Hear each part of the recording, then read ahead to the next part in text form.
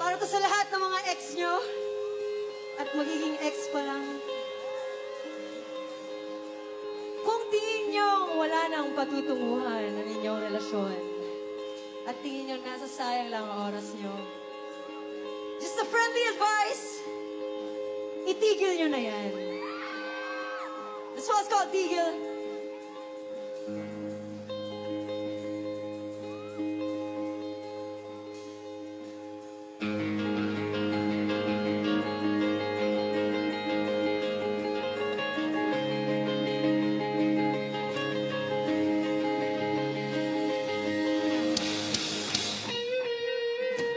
Parang kasalanan ko, ako na nga itong ayaw nang magkagulo.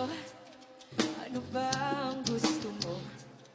At ako rin ay litong-lito. Hindi ako nakikipaglaro. Hindi ako yung tipo na hindi siniseryoso. Nasasayang ang oras ko.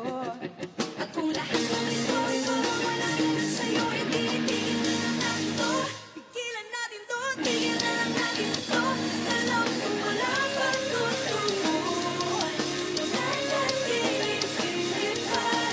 Tigilan na lang natin to, tigilan natin to, tigilan na natin to.